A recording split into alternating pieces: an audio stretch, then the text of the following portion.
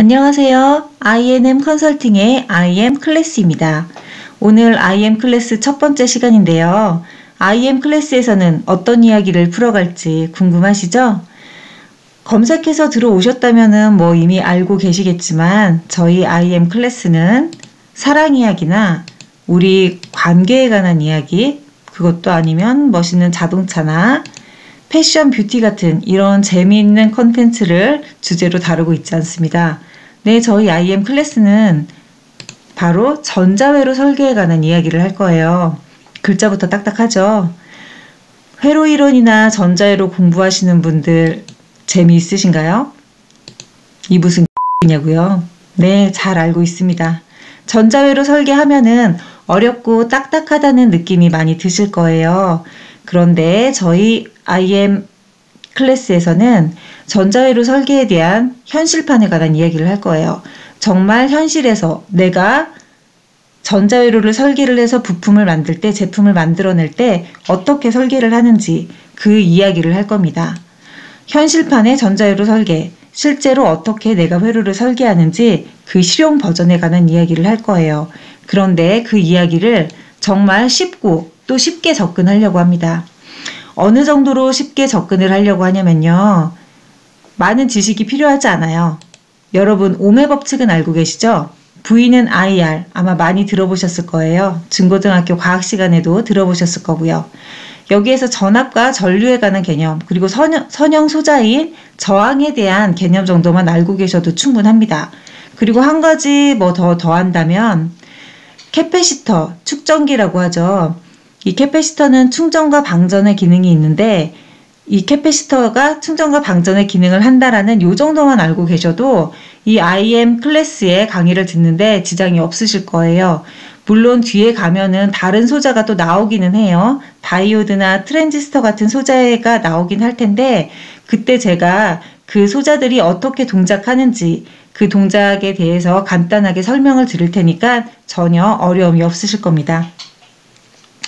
그래서 저는 이 I&M 클래스를 들으시는 분들이 특성화 고등학교에서 전자를 공부를 하고 계시거나 그런 학생이시거나 아니면 대학생이시거나 아니면 앞으로 전자회로 설계를 할 신입사원 아니면 전자회로 설계와 관련이 있는 유관부서에 계신 분들도 들으시면 정말 많은 도움이 되실 거라고 생각을 해요.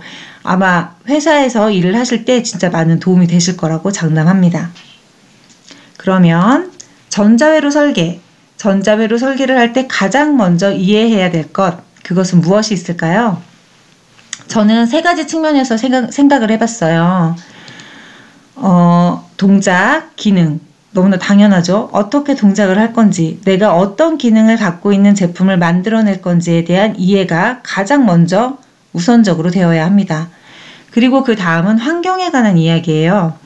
이 환경이라는 거는 내가 만든 제품이 어떤 환경에서 동작을 할 것인가 라는 것에 대한 이해예요. 내가 만든 제품이 북극에서 동작을 하는 제품인지 아니면 아프리카에서 동작을 하는 제품인지 아니면 우리나라에서 쓸 제품인지 이런 것에 따라서도 회로 설계가 많이 달라집니다. 그리고 내가 만든 제품이 1시간 동작을 할 건지 아니면 10시간 내리 동작을 할 건지 이런 것들에 대한 이해도 있어야 돼요. 그리고 마지막으로 가격이라고 얘기를 했습니다. 가격은 내가 이 회로를 설계하는데 이 제품을 만드는데 나에게 허락된 돈이 얼마만큼 있느냐라는 것에 대한 거예요. 그러면 한 가지 조금 더 자세하게 질문을 해보도록 하겠습니다. 자, 동작과 기능에 관한 얘기예요. 동작과 기능, 어떤 동작을 하느냐, 어떤 기능을 갖고 있느냐, 너무 당연한 질문이죠. 이 질문을 조금 전자스러운 말로 바꿨을 때는 동작을 하기 위해서 내가 받는 입력 신호는 어떤 것이 있느냐라는 거죠. 내가 디지털 신호를 받을지 아날로그 신호를 받을지 이런 것들에 대한 명백한 그런 스펙이 있어야 됩니다. 그리고 동작을 하기 위해서 나는 어떤 출력 신호를 내보내야 되느냐라는 제가 버벅대네요. 첫 시간이니까 조금 이해해 주세요. 내가 어떤 출력 신호를 내보내야 하느냐라는 것에 대한 이해도 필요합니다. 그리고 입력과 출력 신호가 없어도 어떤 특정 조건이 되면은 제품 안에서 기능을 구동하는 그런 경우도 많아요. 그런 경우에 대한 정확한 이해도 필요합니다. 동작에 대한 이해가 필요하죠. 다음은 환경입니다. 아까 말씀드렸듯이 어떤 환경에서 동작하느냐는 굉장히 중요해요.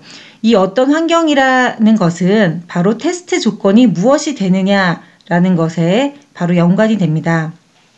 내가 장난감을 만드느냐 아니면 자동차나 비행기를 만드느냐에 따라서 테스트 조건은 완벽하게 달라져요. 테스트 규격이 당연히 자동차나 비행기처럼 굉장히 무겁고 또 사람의 목숨과 직결되는 이런 부품일 경우에는 굉장히 테스트 규격이 엄격하겠죠.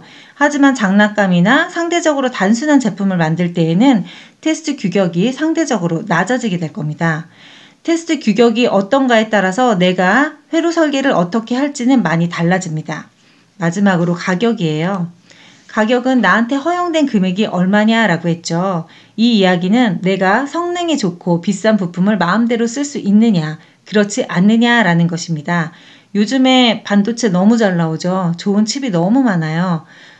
그런 좋은 성능을 갖고 있는 그런 칩을 내가 사용을 할 수 있느냐. 만약에 그렇지 않다면 기능을 만족하기 위해서 최적화된 부품을 내가 골라서 사용을 해야 될 겁니다.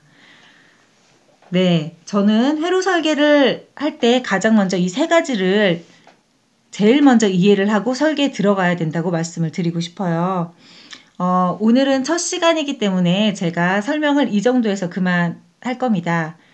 이 정도 설명을 드리고 두 번째 타임부터는 조금 더 자세하게 설명이 들어갈 거예요.